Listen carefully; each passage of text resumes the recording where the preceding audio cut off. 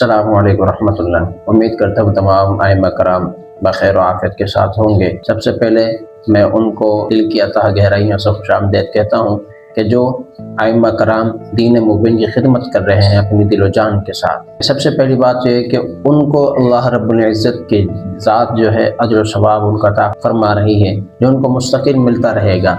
और दूसरे नंबर पर वक्त की गवर्नमेंट से उनके लिए जो एजाज़ के तौर पर कुछ रकम है, जो एजाज़ कार्ड है, आइमा कराम को जो वजीफ़ा मिल रहा है एजाज़ के तौर पर उनको दिया जा रहा है। अभी तक आइमा कराम को उनका वजीफ़ा क्यों नहीं मिला? क्या वजह है कि आज 1 जून हो गई है लेकिन अभी तक किसी भी आइमा कराम को उनका वजीफ़ा उनके अकाउंट के अंदर मुंतकिल नहीं हुआ? तो याद रखिए कि जो आइमा कराम गवर्नमेंट के साथ मुंसलिक हैं, देखिए कि जो बाकी इदारे हैं गवर्नमेंट के साथ जो मुंसलिक हुए हैं उनको गवर्नमेंट ने इस माह में जो बजट आया है, जो उनका वजीफ़ा था या उनकी जो तनख्वाह थी वो बढ़ा दी गई है। जो गवर्नमेंट की तरफ से अपनी सैलरी जो वसूल कर रहे थे उनके सैलरी के अंदर इजाफा कर दिया गया है।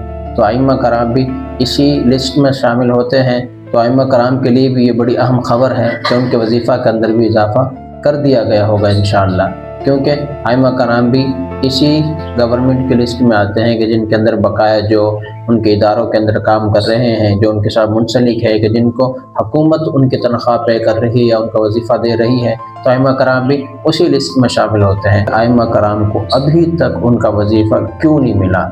आज 1 जून हो गई है। याद रखिए पिछले 2 माह से आइमा कराम को 8 तारीख को उनका जो वजीफ़ा था उस वक्त मुंतकिल होता रहा है, हर माह की 8 तारीख को।